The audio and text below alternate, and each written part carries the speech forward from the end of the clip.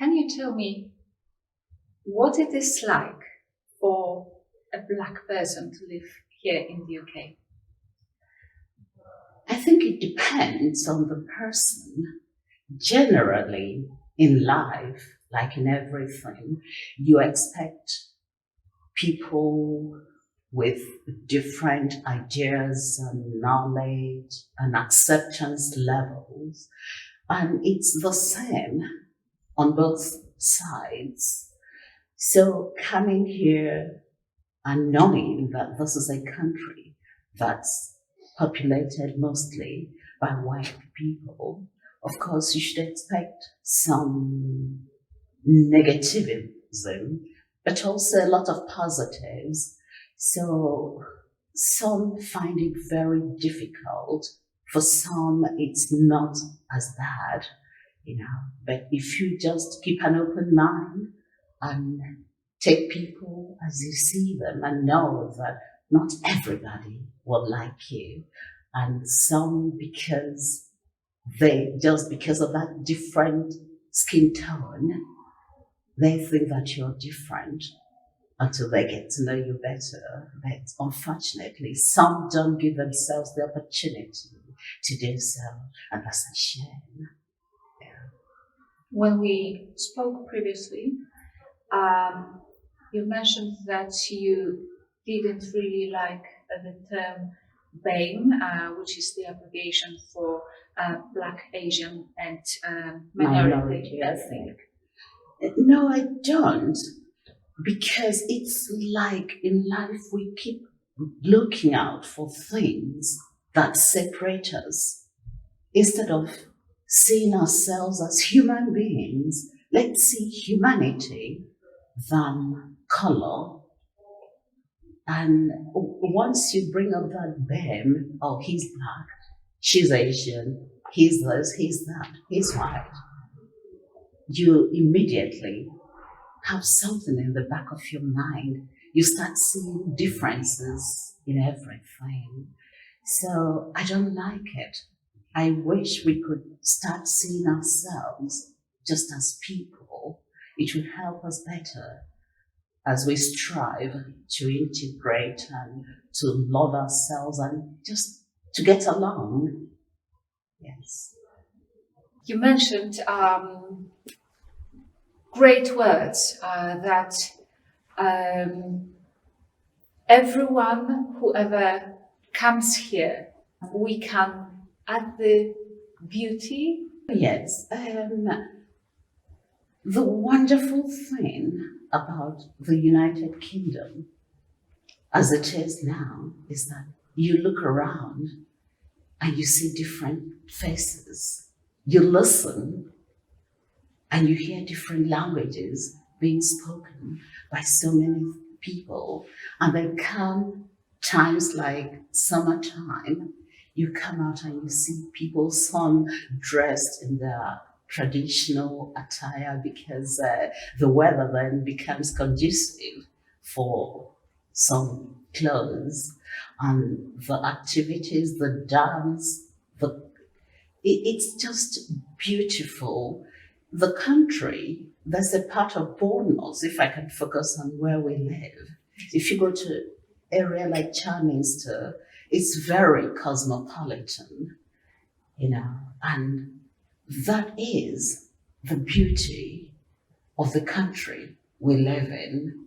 If we can try to open our eyes to what is out there and be ready to try different food, listen to people who speak differently, and enjoy the variety in tone in languages.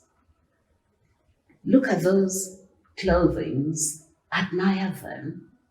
If there's an activity going on there, you hear the African drummers drumming, you want to stop and listen. You see the Indian lady dancing, you stop and watch. That is the beauty of life. And when you look around and you see all those things, it should bring joy, nothing but joy and positivity. That's one of the things I like about this country. You know, I'm the kind of person who, if I see a new restaurant opening somewhere and it's maybe Lebanese something, or an Indian or Pakistani, I like to go in and order something and try it. You look at the food we have now. Think about British food before they started experimenting with all that is out there. I believe it's the same with languages, with culture. If we bring everything together, you don't have to accept it all. It's like you try some food, you don't like them, you don't try them again, you know. But if you add it, if you like it, you add it. Yeah, you add it to your repertoire. This is what I like. It's the same with culture. It's the same with languages. So it's important, and it is beautiful if only we can open our eyes and see it. I believe that we can also see the beauty in the differences, not just in what unites us. So if you, having lived in Nigeria, in Saudi Arabia, and now Great Britain, what differences were the most important for you? What differences were something that, or are something that you remember and you love? I was lucky because I was brought up by parents with open minds.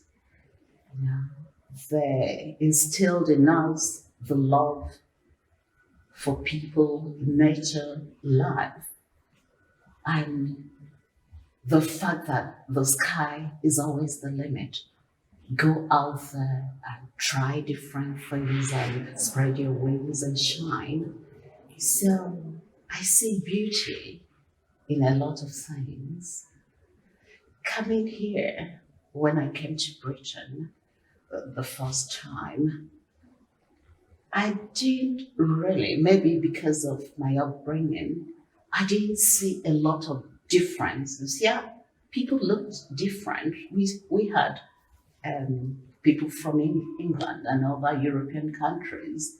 When I was a child, we had them in Nigeria, you know. But then you come here, and that's the dominant people, and that's part of the reason why you came, to experience something different, you know. So you start trying the food, getting used to their weather, accepting it, trying to cope with it, and just keeping an open mind. I told you when we talked that my cup is never half empty. It's always half full. And I wish more people can see life that way. Does that mean that I don't have problems or that I don't see things happening out there? No, of course I do. I know that bad things happen, but how do I cope with it? Do I go indoors and lock myself in and start moaning and disturbing myself mentally? We talked about mental health. There's a lot. When you leave your culture, you leave your home, you leave people who speak your kind of language, and you go to a foreign place. There's a lot to take in. But how do you go about it? Do you have the open mind to just try and get yourself assimilated into the culture, you know? Or when I came here, I didn't want to get acculturized. That's getting rid of my own background, because I love who I am. I love my culture. That's who I am, and that's who I will always be, you know. So I have mine, and I take what is here and merge the two. And what comes out is a life worth living. And you try to see joy in many things and try to ignore the negatives, because if you focus on them, you'll be a miserable person and it will affect you mentally. Yeah. One of the things when people come to a place like this, there's fear, and that's understandable because it's an unknown. But how do you cope? Some people who come to Britain can't even speak English, so that immediately forms a barrier between them and settling in. How do you cope with that? Nobody can do it for you. It's up to you to go out there. There are so many places where you can learn like English as a second language, and you try to talk to people, and try shopping, not just in shops belonging to people of your own kind, but just go out there. Don't be shy, don't be embarrassed if you speak English and it doesn't come out right, or you're afraid that people will say, oh, you have accent. Of course, I have accent. A lot of people do. And so should we, because we have our own language. If you get somebody who speaks English, born here, and I try to teach him how to speak my own language, my mother tongue, he will end up having accents. So it shouldn't stop you from going forward and making the most of the place where you now call home. With me for years, and I started to learn English when I was 16, with some breaks. For years, especially when I came here, I felt embarrassed that I had an accent. I still work on it. Nevertheless, it's taken years, literally years, for me, someone who loves languages and really loves other countries, it's taken years to overcome this feeling. So this is incredibly important, what you are saying right now. I feel it's very important because it's a barrier that some people create for themselves. I can see why it happens, but if you don't try, you will never get better, and you might end up frustrated, having mental problems, and it affects your health. It affects the health of those around you. If you have a family, it's even worse. So we really need to keep an open mind. Know that there are people out there who might not accept us, but we shouldn't go out looking for those. I believe that there are more acceptance than the other side to it. I keep smiling, I meet people, I smile, I say hello. If you don't respond, that's your own problem, and it helps a lot. But it's a question of believing in yourself, being proud of who you are, and seeing yourself as somebody who is worth something. Don't ever shortchange yourself in anything you do in life. Go forward, go for it. Try it. If it doesn't work out, try something else. But most of the times, it does work out. It does. Just give it your best. Don't keep seeing yourself as a foreigner. Because, as I said to you, we're here to stay. A lot of us are. And we have children. Some of us are grandparents, and that's this cycle of life. Britain is like a melting pot now. And the sooner people start seeing it that way, the better it will be for everybody,